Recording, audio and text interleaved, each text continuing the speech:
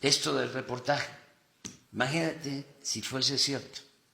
No, ahora yo no estaría aquí. Eso no se puede hacer. Lo más importante para un dirigente que quiere transformar es ser honesto.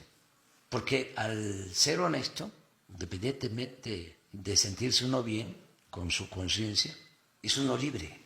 ¿Sí? Entonces puedes enfrentarte a quien sea. O sea, decía el Quijote de Cervantes, por la libertad y la dignidad se puede poner en riesgo hasta la vida. Entonces, si eres honesto, eres libre.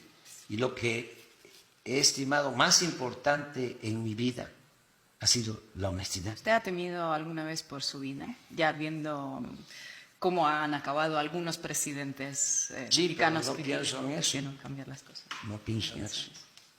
No pienso en eso. Además, pienso que el que lucha por la justicia no tiene nada que temer.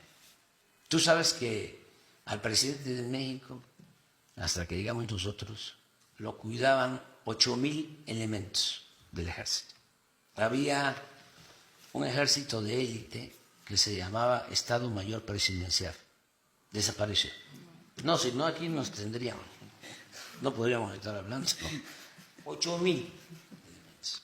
Ahora hay una ayudantía de 15 compañeros, que no son elementos de policía o de la Marina o del Ejército. Ahora los del Estado Mayor están en la Secretaría de la Defensa y están para proteger al pueblo. Al presidente lo cuida la gente y no hay nada que temer.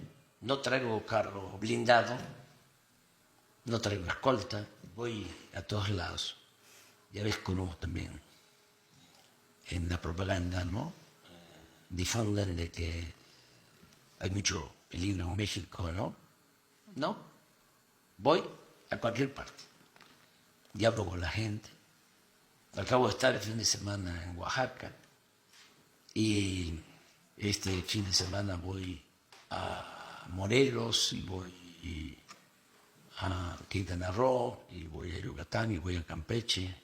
En fin, no tengo ninguna preocupación de ese tipo. Pienso que ya el país está muy avanzado políticamente. ¿Cómo está la oposición mexicana? ¿Es fuerte? ¿Es una amenaza? No, se ha portado muy bien, porque no pasa de insultos. Eso es portarse bien. Sí. Insultar, limitarse a eso. Sí. Me mientan la madre, pero fíjate que Manuelita ya está en el cielo. Mi madre, sí, la amo, la sigo queriendo mucho. Entonces ya no se da cuenta. Y además estaría muchísimo, muy orgulloso, ¿no?, de ver lo que estamos haciendo. Pero están perdidos. ¿Y sabes por qué? Porque no han entendido de que ya se llevaron a cabo cambios, reacomodos. Y como son muy clasistas, muy racistas, no quieren aceptar de que el pueblo participe. Para ellos el pueblo no existía. La política era asunto de los políticos.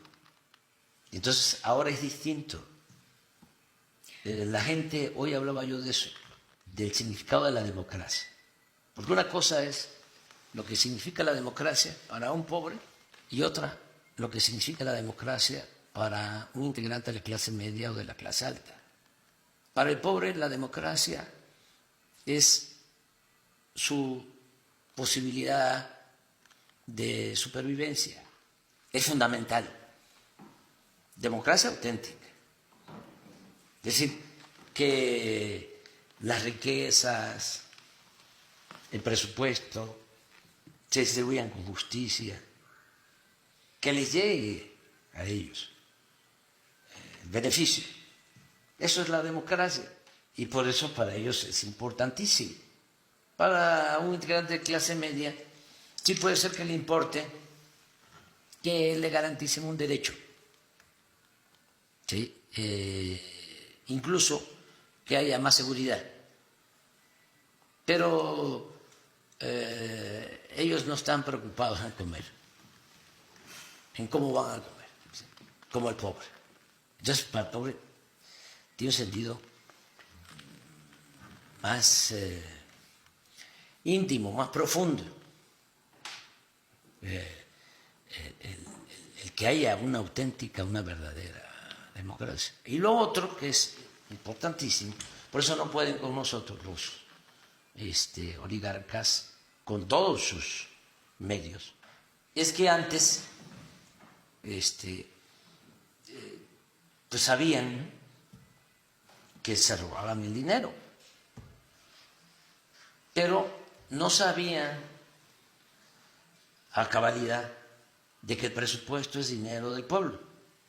Se llegaba a pensar que el presupuesto era dinero del gobierno, cuando los funcionarios somos simplemente administradores de los dineros del pueblo, aunque esto parezca elemental. Y además sabían que había corrupción, como todos, pero hasta ahí. Pero ahora que están viendo que no se permite la corrupción, que hemos desterrado la corrupción, que era el principal problema de México, que tampoco eso se llegaba a considerar, ni en la academia. Tú no vas a encontrar estudios sobre la corrupción en México, tampoco en el discurso, en el Parlamento. No, los problemas andaban por otro lado, supuestamente. Los problemas de México tienen que ver con la educación, sí, sí, claro. Los problemas de México tienen que ver con la violencia civil, claro. Sí, pero el origen de todo es la corrupción. ¿Okay? El atraso educativo es porque unos cuantos se quedaban con lo que podía permitir que se garantizara la educación pública, gratuita, de calidad. Y si hay violencia es por lo mismo, porque hay pobreza, porque se abandonó a los jóvenes, ¿sí? Porque hay desamparo. La paz es fruto de la justicia. Entonces, imagínate ahora que los que nunca recibían nada, millones, la mayoría, está recibiendo lo que antes no recibía. Imagínate la toma de conciencia, el poder constatar con hechos de que es posible tener un gobierno del pueblo. Entonces, cuando viene este premio Nobel del periodismo, sí, viene, ¿no? Y piensan, ¿no? Ya se acabó el gobierno, ¿no? Pues se enfrentan con eso. Con el pueblo consciente. Sí. Con muchos compañeros latinoamericanos comentamos de vez en cuando que México, al menos ahora, parece impermeable a que surja un candidato como Javier Milei en Argentina o Bolsonaro en Brasil, o sea, una ultraderecha recalcitrante. Y es el único gobierno progresista de América Latina que llega al final del mandato con un altísimo índice de aprobación y que garantiza la continuidad. ¿Cómo lo han logrado? ¿Es por eso? ¿O por eso. hay algunos consejos más a los gobiernos progresistas de América Latina que ahora están? Yo te diría que te recomendaría que leyeras el libro, porque por eso lo escribí. Teóricamente busqué cómo llamarle a lo que estamos haciendo. Llegué a la conclusión de que lo mejor es conocerlo, denominarlo humanismo mexicano. Y ahí explico mucho de lo que es este modelo que estamos llevando a la práctica. Hay algo que pienso es una lección, una enseñanza mayor para todos los gobiernos, sobre todo para los gobiernos progresistas. Por convicción, por humanismo, pero también para poder llevar a cabo una transformación se necesita siempre estar con el pueblo. No hay que zigzaguear, no a la media tinta, no a la moderación. Nosotros estamos aquí por... Nosotros estamos para servir, porque el único que te defiende es el pueblo. Es el único. No te defienden los empresarios, no te defienden los banqueros, no te defienden los intelectuales, los académicos, los periodistas. No te defienden los integrantes de clase media, clase media alta. Te defiende el pueblo. Y te diría el pueblo raso. Eso no hay que olvidarlo. A Madero lo asesinan, que era un hombre bueno, apóstol de la democracia, porque no logra hacer una alianza con Zapata. No quiso o no entendió la importancia que tenía para el campesino en la tierra, porque él era norteño, tiene una concepción distinta. Y a pesar de que al inicio se llevaban bien, no se dio la alianza.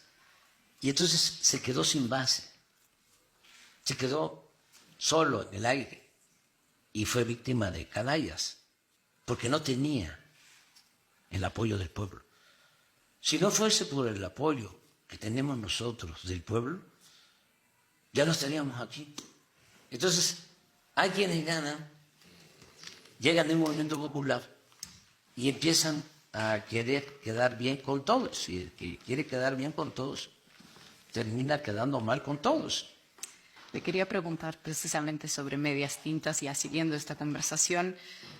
Usted ha sido clave para la defensa de gobiernos progresistas de Latinoamérica. Es persona non grata en Perú por haber acogido la familia de Pedro Castillo, ha recibido a Evo Morales, no ha ido a la Cumbre de las Américas porque no habían sido invitados Cuba, Venezuela, Nicaragua. Hace poco ha dicho que Cuba merece ser patrimonio de la humanidad por la resistencia. Estos posicionamientos, ¿no?, que son sin medias tintas, quedan mal con una parte importante de los poderosos. ¿Le ha costado algún tipo de consecuencias personales? ¿Le ha costado algún tipo de consecuencias a México? ¿Ha sentido algún tipo de castigo por esto? No, no, hemos tenido pues la fortuna de que los dos presidentes de Estados Unidos nos han respetado. El presidente Trump nunca se metió a plantearme por qué he tenido relaciones con el gobierno de Cuba o por qué defendía a Venezuela. No. Incluso llegamos a un acuerdo de no hablar del muro, porque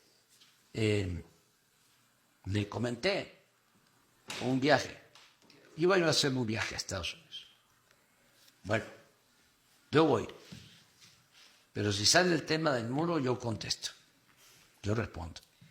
Y entonces, ¿para qué voy? Si nos vamos a pelear, porque no me voy a quedar callado.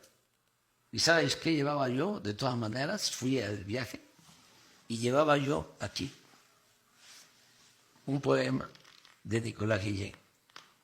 ¿Lo recuerda? Sí, La muralla. Hagamos una muralla. ¿Para qué voy? Si nos vamos a pelear, porque no me voy a quedar callado. ¿Y sabes qué llevaba yo? De todas maneras, fui al viaje y llevaba yo aquí un poema de Nicolás Guillén. ¿Lo recuerda? Sí, la muralla. Hagamos una muralla desde el campo al horizonte. Es bellísima, donde estemos todos, de todas las culturas. Es, en esencia, la fraternidad universal. No muros, una muralla que exista, dice Nicolás Guillén, no recuerdo. Pero ha sido Trump bastante convencido de que había que levantar ese muro. O sea, es difícil de entender cómo se ha logrado revertir esa relación, porque al principio, cuando inició el mandato, estaba distanciada, ¿no? Y al final le agradeció el trabajo. Sí. Hace unos días recordé de que siempre fue respetuoso y me preguntaba cosas, ¿no? Esto que últimamente propusieron de que iban a convertir en terroristas a los narcotraficantes mexicanos. Bueno, eso me lo planteó y me consultó y le dije no, porque bajo ese pretexto se van a meter a nuestro país y eso es una intromisión. Y al día siguiente sale a declarar que me había consultado y que yo no estaba de acuerdo y que no iba a promover esa iniciativa. En aquel momento dijo que no, pero ahora otra vez hay que vienen campañas. Es que hay que entender eso. O sea, eso no es un riesgo real. Eso es campaña, aparte de campaña. Sí, hay que diferenciar. Y eso sucede en Estados Unidos y sucede en México y sucede en cualquier país. Sucede en España, en cualquier lugar. Cuando hay campaña, ofrecen cosas, ¿no?, para engañar a la gente. Hay mucha demagogia. Ya cuando están en el gobierno es otra cosa. Una vez, cuando la pandemia, que pidió hablar conmigo para decirme que no iban a cerrar la frontera, y yo dije, pues, muy bien, te lo agradecemos. Porque no se puede tampoco cerrar la frontera. Sabes que somos el principal socio comercial de Estados Unidos. El año pasado ya se desplazó a China y es México el principal socio de Estados Unidos. Y hay una integración económica plena. Entonces, ahora que hablaron de cerrar la frontera, yo me reía, porque cierra la frontera y a lo mejor eso sí me tumba, pero primero cae el presidente de Estados Unidos.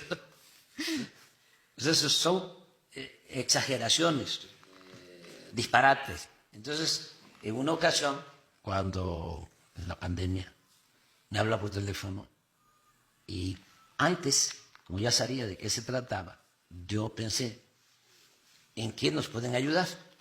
Ahora que hay una situación difícil en México por la pandemia. Entonces, pienso en plantearle que no le cobraran comisiones a los mexicanos que envían apoyos a sus familiares, las remesas. Y te decía yo que no hablábamos, era un tema vedado, lo del muro, no tratábamos el tema.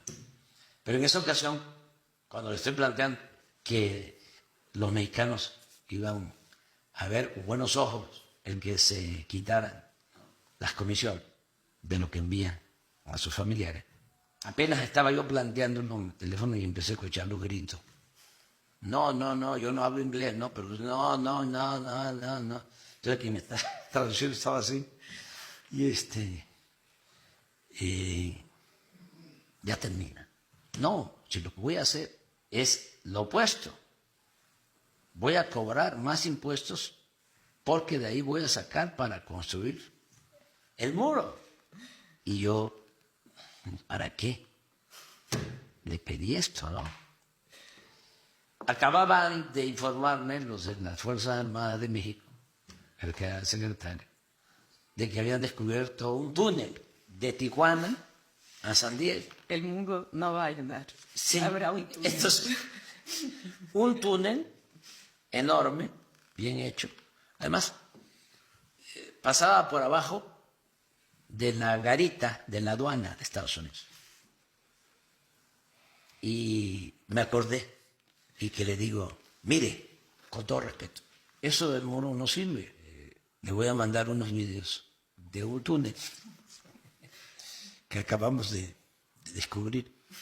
Y así como eso, se han descubierto como 10 en los últimos tiempos. Eso es propaganda, presidente, con todo respeto.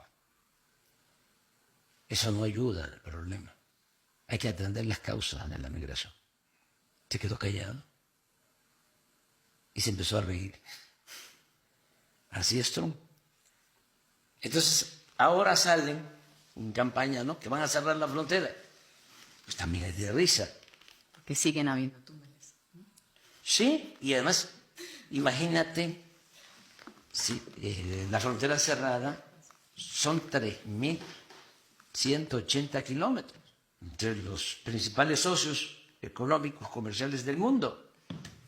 Presidente, usted tiene una relación cordial con Joe Biden. Sí. Ha hablado con mucho respeto de él en términos humanos. ¿Qué tiene Joe Biden que un progresista latinoamericano no le ve y lo ve a usted? Es una gente respetuosa. Le he tratado cosas. Lo de Assange. Te lo traté. Eso por primera vez lo digo. ¿Cómo fue esta conversación? ¿Qué le planteó? Sí se puede saber. Le di una carta y le pedí que se ayudara a Assange, que era una injusticia tenerlo en la cárcel. ¿Contestó?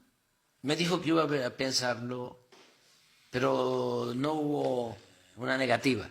Ahora en febrero se va a hacer. Sí, yo espero que lo libere. Es una gran injusticia. Entonces tengo la posibilidad de plantear estas cosas con él, de actuar con sinceridad ahora que llegaron a un acuerdo inicial con los republicanos, que ayer se desechó porque un grupo de republicanos ya aceptaron un acuerdo de envío de dinero a Ucrania y a Israel a cambio de más vigilancia en la frontera norte. También todo esto, esta temporada, ¿no?, electoral. Entonces, que iban a haber acciones muy severas. Nosotros, con todo respeto y la confianza, le dijimos al presidente Biden de que eso no funcionaba y que no nos utilizaran a nosotros, que no hagan nada a México, porque México no es piñata de ningún gobierno extranjero. Que mejor regularizaran a los migrantes mexicanos y a los hispanos en general, que llevan años trabajando honradamente en Estados Unidos y no tienen ciudadanía, y que destinaran 20.000 millones de dólares para ayudar a los países pobres de América Latina y del Caribe, que nunca lo han hecho, que ese es un porcentaje menor a lo que destina a la guerra en Ucrania, mucho menor. ¿Lo plantean Entonces, como ¿cómo? ayuda a Ucrania? ¿Usted cómo lo ve? ¿Ayuda Sea a acabar como la sea. guerra, dinero para...? Sea como sea, ¿por qué no hacen lo mismo con Guatemala y con El Salvador y con Honduras y con Cuba y con Venezuela y con Colombia y con el Perú y con todos los pueblos de América Latina? Porque la gente no emigra por gusto, lo hace por necesidad. Entonces, el problema migratorio no se resuelve con medidas coercitivas, con muros, militarizando la frontera. Se resuelve atendiendo las causas. La gente, si tiene oportunidades de trabajo, se queda. ¿Cómo va a abandonar su familia? ¿Cómo va a abandonar su cultura? Por gusto. Lo hacen porque no tienen opciones, no tienen alternativas. Entonces, ¿queremos atender el fenómeno migratorio? Vamos a las causas. Nosotros estamos ayudando. Nos estamos dedicando más que Estados Unidos para ayudar a países de Centroamérica y del Caribe. Sin embargo, ahora parece que surgen cada vez más esas propuestas más punitivistas. Se está hablando en Centroamérica, en América Latina, del método Bukele, ¿no?, de encarcelar a a la gente de un día para el otro para acabar con el problema de las pandillas. En Ecuador están planteando esa misma visión. Se quiere acabar con el problema migratorio de un día para el otro, levantando muros, enjaulando a niños. Usted siempre ha mantenido la postura de hay que atender a las causas. ¿No ha sido difícil no caer en la tentación de dejarse llevar por esas medidas? No, porque eso es irracional. Y eso no funciona. ¿Está seguro de que no? Estoy absolutamente seguro. Porque las estadísticas de El Salvador, por poner un ejemplo, son demolidoras. Sí, pero puede ser que funcione transitoriamente. Y eso no es una solución de fondo. No se puede enfrentar la violencia con la violencia. No se puede apagar el fuego con el fuego. No se puede enfrentar el mal con el mal. Y el mal hay que enfrentarlo haciendo el bien. ¿Sabes? Tú eres rusa, ¿no? Sí.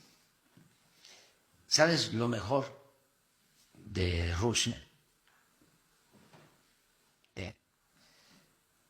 Son sus escritores de antes, su literatura. Yo creo que para hacer política y para dedicarse a cualquier actividad vinculada a lo social, hay que leer Tolstoy, hay que leer a Gogol, hay que leer a los grandes escritores. Desde luego, Dostoyevsky, Crimen y Castigo. Tolstoy, no solo Guerra y Paz, sino ¿Cuál es mi fe? ¿Sí? O el otro libro que se llama ¿Cuál es mi fe? Y no recuerdo el título. Lo vamos a averiguar. Sí. Lo pondremos aquí. Sí. Bellísimos. Bellísimos. El que lea Tolstoy sabe de que no se puede aplicar las máximas del viejo mandamiento, de los viejos mandamientos. No se puede aplicar la ley del talión. No es diente por diente, dice Tolstoy, ni ojo por ojo, porque entonces nos quedaríamos chimuelos todos, o nos quedaríamos tuertos. Es el amor al prójimo, atender las causas. La paz es fruto de la justicia. Entonces, vamos a hablar del principal problema de Estados Unidos. A ver, te pregunto. Una nación tan fuerte que destina la mitad de su presupuesto a la industria bélica, que tiene una economía muy fuerte, que tiene un problema hoy grave y doloroso, que nos deben de doler a todos, nos debe preocupar a todos. El consumo de droga, el fentanilo, que mata 100.000 jóvenes cada año. ¿Cómo resuelves eso? Pues ellos proponiendo intervenir en México, ¿no? Eso no se resuelve con la fuerza. Parecen bastante obvias las soluciones, ¿no? Sí, hay que atender las causas. Sí, hay que ver por qué el vacío de los jóvenes, por qué la opción por la droga, por falta de amor, por falta de apapacho. Sí, porque hace falta una mayor integración en las familias. Hace falta revisar esa costumbre de que apenas son adolescentes ya se tiene que ir de la casa y no se vuelven a ver. Eso no sucede en mí. Sí. Nosotros no queremos que nuestros hijos se vayan nunca de la casa. Por eso abusan. Pero digo, son cuestiones que tienen que ver con lo social, con lo cultural. Entonces, no es la fuerza, no son los robocots.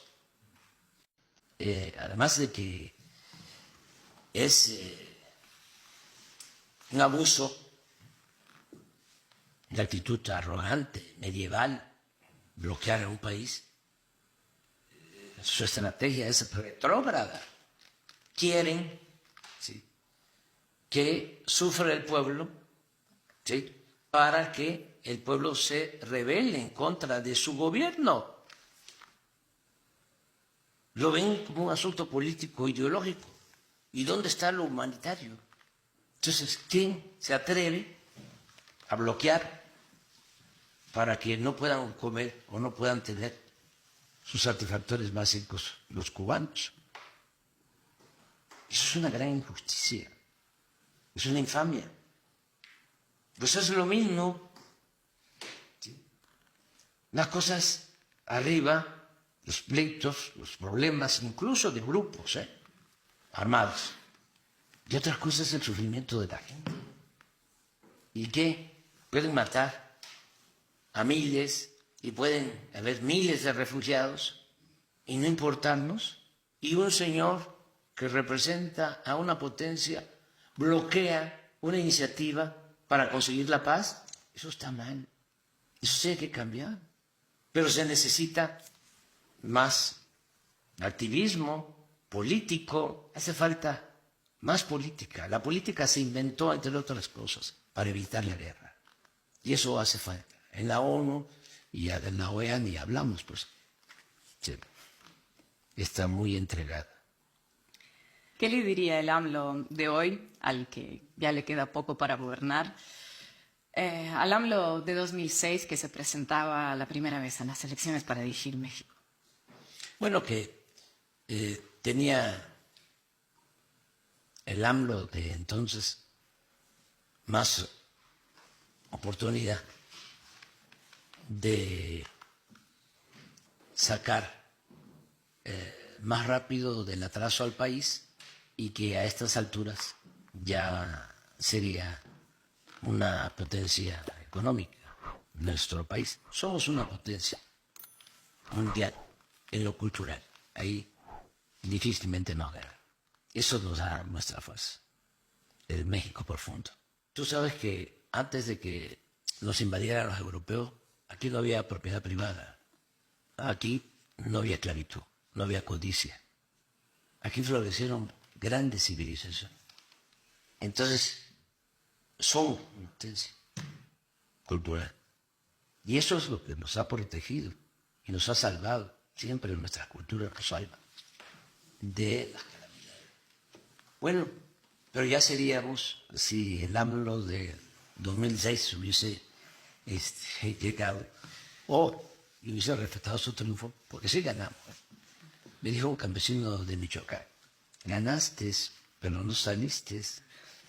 Sabiduría popular. Sí, bueno, hubiésemos avanzado más.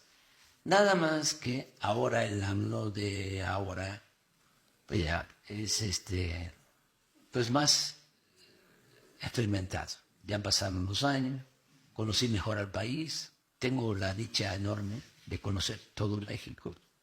No es para presumir, pero no hay ningún mexicano que conozca todos los municipios del país.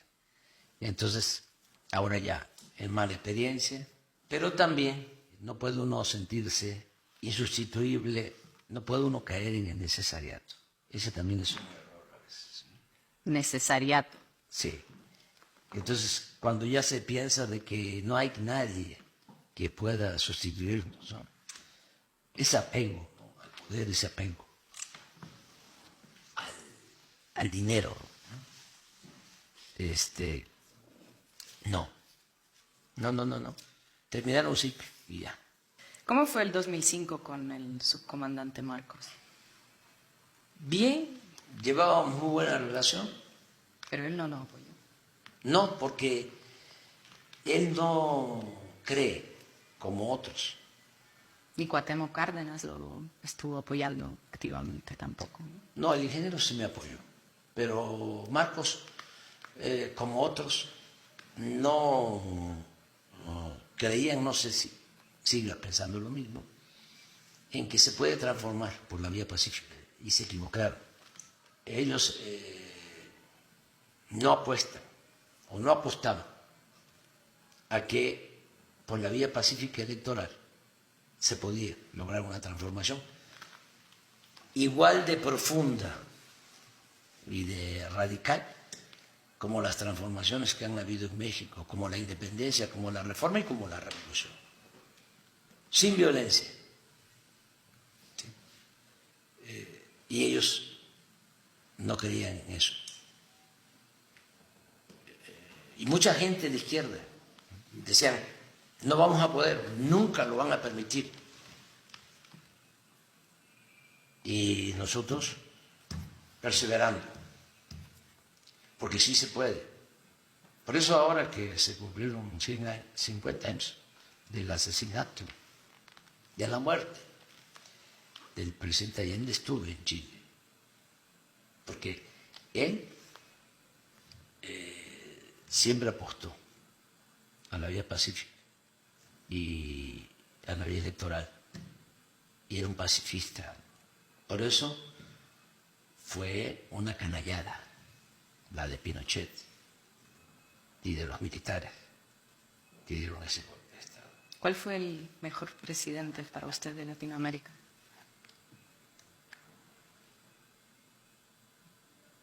Allende, es el que más admiro. Allende, lo admiro mucho por su perseverancia y sus convicciones pacifistas. Porque todo el mundo, nosotros, yo estaba estudiando primer año en la Facultad de Ciencias Políticas. Teníamos un maestro marxista, creo que todavía vive, Raúl Olmedo. Y antes del golpe de septiembre de 1973, analizamos el caso de Chile con el libro El Estado y la Revolución de Lenin, en donde habla de que los cambios estructurales solo se pueden dar por la vía armada. Entonces llegamos a la conclusión de que lo iban a derrocar antes, como un resultado de un taller de análisis. Entonces me dolió muchísimo, mucho, cuando me enteré de que se había dado el golpe. Entonces, un hombre que lucha por la vida pacífica no merece ser tratado así. El que opta por las armas sabe que se trata de vencer o morir. Pero un hombre que quiere la paz, hasta para sus adversarios, no merece eso. Esta entrevista se hace por un pequeño medio de España. Yo sé que tiene un vínculo con Cantabria bastante fuerte. Sí. ¿Cuánto hay de cántabro en AMLO? Bastante, fíjate que mi bisabuela, ¿sabes cómo se llama? No. Se apellidaba Revuelta. Tú sabes que en España los apellidos tienen que ver con la función o la labor que tenía la gente. Por eso es Zapatero. Por eso es ¿Y la Revuelta? Obrador. Y Revuelta también. Entonces, pero tengo eso por el lado de materno. Mi abuela, mi abuelo eran españoles. Pero por el lado paterno, mi abuelo y mi abuela eran de la cuenca del Papaloapan, de Veracruz. Y no creo yo en la raza, pero ellos tenían sangre indígena y afroamericana. Entonces, fíjate lo que soy, y me siento muy orgulloso, porque por el lado materno, sí, Cantabria, por el lado paterno, de la cuenca del Papaloapan, jarochos. Y yo soy de Tabasco, que es el estado más tropical de México, donde los ríos se desbordan, los verdes se amotinan y el calor hace que brote con facilidad la ruda franqueza. Somos muy apasionados. A mí me ha costado bastante equilibrar la pasión con la razón, porque también eso es la política. Sí, las grandes cosas se hacen con pasión, pero también se requiere la razón. Volviendo Corazón, a España. Corazón caliente, cabeza fría. Volviendo a España, ¿cree que algún día la corona española pedirá perdón por la conquista o ya da esta batalla? Yo pienso que sí, sí, lo van a hacer. Creo que fue un error de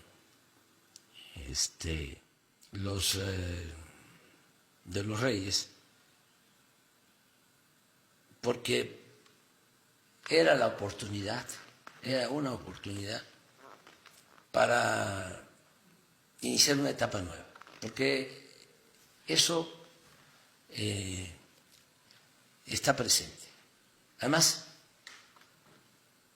la propuesta que le hacíamos era, nosotros también vamos a ofrecer disculpas a los pueblos originarios, porque no solo fueron los abusos que se cometieron durante la conquista y la colonia, luego con el México independiente hubo más esclavitud o igual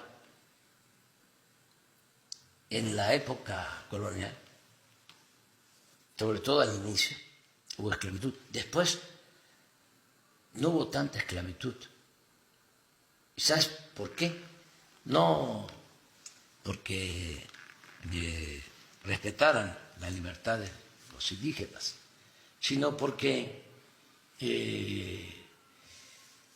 había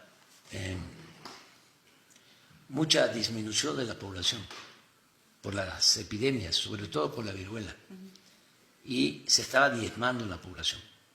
Entonces, sí, además de la pandemia, se sobreexplotaba, se iba a despoblar la llamada Nueva España. Eso lo usó hasta de argumento para pedir la libertad de los indígenas Fray Bartolomé de las Casas, defensor de los indios. Y por eso, de manera temprana, 1543, se expidieron las leyes de Indias para no permitir la esclavitud del indígena. Entonces, ¿cuándo hay más esclavitud? Bueno, al inicio, sigue habiendo después, pero después de la independencia, en el Porfiriato, hay una esclavitud inhumana. Por eso escribe Turner, El México Bárbaro. Y habían peones acasillados, que eran azotados, que tenían que trabajar de sol a sol. Para salir de una hacienda había que pedirle permiso al amo. Una hija de un peón no podía casarse sin permiso del amo. Pero eso hace 120 años. O sea, la esclavitud en México es abolida en 1914. El cura Hidalgo, el padre de nuestra patria, por eso es extraordinario, porque él proclama la abolición de la esclavitud. Él no solo lucha por la independencia, lucha por la justicia, lucha por abolir la esclavitud, pero la proclama en 1910, perdón, 1810, 1811, pero la proclama. Sin embargo, no es abolida en la práctica. El peón no era considerado un ciudadano. Sí. Esto se logra hasta después. Entonces, cuando le estamos planteando, vamos a ofrecer disculpas Todos. entre todos, ¿sí?, a las comunidades originarias. Bueno, en el Porfiriato asesinaron a 15.000 indígenas yaquis. Ya nosotros hicimos eso. Ya ofrecimos disculpas. Fuimos al perdón. ¿Sí?, con los mayas, con los yaquis. Pero para los monarcas es arrogancia. Se sintieron ofendidos. Me mandaron ahí a sus escritores, a Vargas Llosa, que Aznar también. terminó, sí, en una situación muy lamentable, ¿sí? Es el gran escritor, ¿sí?, pero en política es una chiva loca. Y de Aznar, ni te cuento. Tú sabes, eso a lo mejor los españoles no lo conocen, pero Aznar tenía un secretario de Finanzas o de Hacienda que luego, ahora me voy a acordar de su nombre, por lo mejor tú vas a saber. Luego, por esas políticas, ¿no?, neoliberales en favor de la oligarquía que aplican en España y aplican en todo el mundo, y aquí en México no lo permitimos. Llegó a ser el presidente del Fondo Monetario Internacional. Sí, Rato. Rodrigo Rato. Rodrigo Rato. Ese Rodrigo Rato. Ese, vino aquí cuando Calderón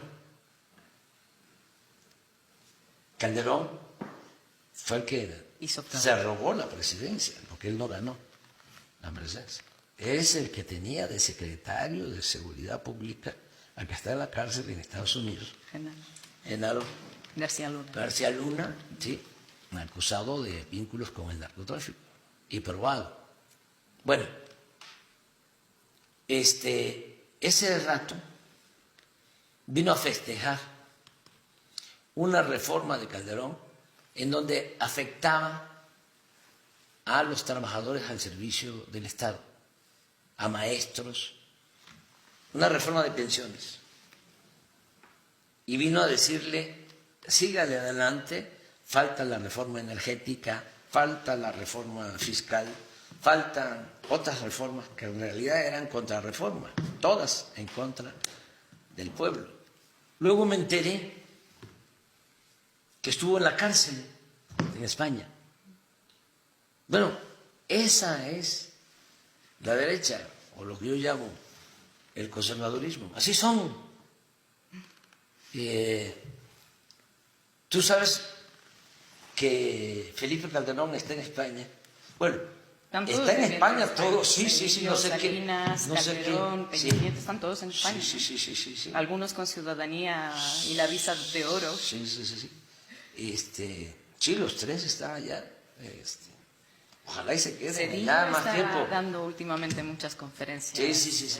Con lecciones de economía. Sí, puede ser que se vaya también allá a España, y que se queden allá por buen rato. Salinas, el licenciado Peña y Calderón. ¿Sabes que Calderón está contratado por una fundación de Aznar? Está luchando contra el comunismo en América Mundial, Latina. Sí, son de... Aquí en México organizan... Sí. Dan pena ajenas. Pero afortunadamente en México y en España, España tiene un pueblo extraordinario. Yo tengo en pausa las relaciones con el gobierno español, pero el pueblo español es otra cosa. Tú sabes que hasta cuando más saqueaban a México, los españoles, en la época de la colonia, aun cuando el neoliberalismo también saquearon, y bastante. Pero cuando más saqueaban a México y se llevaban el oro y la plata a España, los beneficiados eran los de arriba de España. El pueblo estaba pobre, el pueblo español. Entonces, ese es un pueblo extraordinario, trabajador, un pueblo que merece respeto. Una cosa es su gobierno, su monarquía, y otra cosa es el pueblo de España. La decisión más difícil que ha tenido que tomar en estos años. No, no ha habido decisión difícil que recuerde que tenga así internalizada. No, lo que más me dolió fue cuando hubo una explosión en un pueblo de Hidalgo, La Gualipa, porque nos dejaron estos corruptos establecido un sistema de robo de combustible. Huachicol. Huachicol, así le llaman. Sí. Perforar los pozos y extraer las gasolinas. Y entonces se arraigó tanto eso que la delincuencia se llevaba pipas, pero permitían que el pueblo recogiera también gasolina en bidones y hacían como albercas, rompían un tubo, salía la gasolina y ahí recogían. Y van a recoger gasolina y hay una chispa y una explosión y mueren más de 130. Eso me dolió muchísimo. Estaba yo en una gira y llegué en la noche y fue tremendo. Afortunadamente ya no hemos tenido. Sí, desgracias así. ¿Algo que le produce tristeza no haber terminado, cumplido, cerrado definitivamente? No, es que es un proceso y era mucho el atraso. Y a mí me tocó sentar las bases de la transformación. Ayotzinapa. Por ejemplo, Ayotzinapa, puede ser. El no encontrar a los jóvenes. Hasta ahora. ¿Cree que se va No a saber? hemos dejado de buscarlos. No hemos dejado de buscarlos. Y ya se han castigado a quienes han participado, pero lo más importante es encontrarlos. Y en eso estamos. Si tienes razón, esa sería una asignatura pendiente, sería algo que me dolería no resolver. Pero todavía tenemos tiempo y vamos bien. No, es que fue una maraña. Cuando dicen que fue un asunto de Estado, sí fue un asunto de Estado, pero no porque el Estado haya mandado, ordenado, ¿sí?, desaparecerlos, sino porque el Estado encubrió. O sea, en vez de informar lo que había sucedido y de culpar a los responsables, inventaron la llamada verdad histórica. Incluso encubrieron cuando tenían que haber castigado desde el principio. Y por eso se hizo pues más difícil, más doloroso para los familiares y también más susceptible a la manipulación política. Porque ahí intervino desde el principio y siguen interviniendo. Ya lo vea. Este Instituto de Derechos Humanos. CIDH. Es- CIDH. Sí, De la Comisión Interamericana de de Derechos Derechos Humanos. Humanos, que no me da nada de confianza, ¿Por qué? porque son muy tendenciosos y son de derecha, están al servicio de las oligarquías y de los gobiernos de derecha. ¿Qué le preocupa hoy a Andrés Manuel López Obrador que no le preocupaba cuando llegó a la presidencia?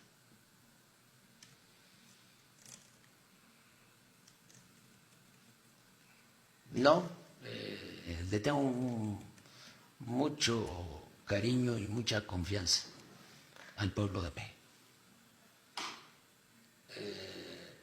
El pueblo es mucha pieza. El pueblo a mí me ha rescatado. Cuando inicié, empecé trabajando en comunidades indígenas, en la zona maya Chontal de Tabasco. Y aprendí a trabajar a favor del pobre. Y eso en 1977.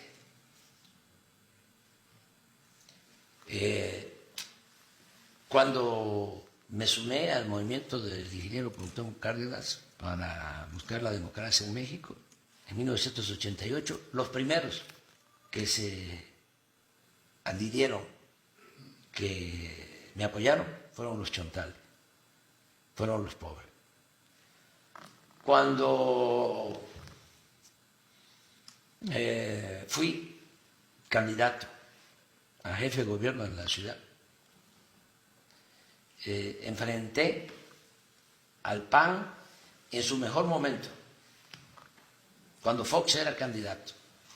Y era una ola de simpatías a favor de Fox, porque engañaban de que iba a haber un cambio. Y aquí esa ola, ¿no?, nacional, sí, llegó y se metió hasta las colonias populares, las colonias más pobres de la ciudad. Y yo era candidato. Y gané con 3 puntos de ventaja. De suerte, si tarda más la campaña, a lo mejor no hubiese yo ganado. Pero ¿quiénes me salvaron? Los pobres. Aquí hay, antes se les conocía como delegaciones, ahora son alcaldías. La alcaldía más poblada y más pobre es la de Iztapalapa. Ahí gané con mucha ventaja y eso me permitió ganar la ciudad. Luego, cuando era jefe de gobierno y que Fox, para que yo no apareciera en la boleta, me inventó, sí, un juicio, me fabricaron un juicio para desaforarme, destituirme. ¿Quién salió a la calle a defenderme? Bueno, porque me desaforaron, el PRI y el PAN. Se hicieron manifestaciones, yo creo que son las manifestaciones más graves que se han hecho en la historia de México. Siempre habla de que Los pobres. lo protegen los pobres. Los pobres. Y siempre, bueno, ahora mismo tú ves una encuesta y no solo estamos arriba, sino ves quiénes apoyan más y es clarísimo. Es como una pirámide. ¿Sí? El apoyo lo tenemos en las bases. Presidente, si tuviese que escoger una medida, una decisión política, un momento del que está especialmente orgulloso, más orgulloso de esos 6 años, ¿cuál sería? El haber reducido la pobreza, a pesar de la pandemia. Presidente, muchísimas gracias por su tiempo.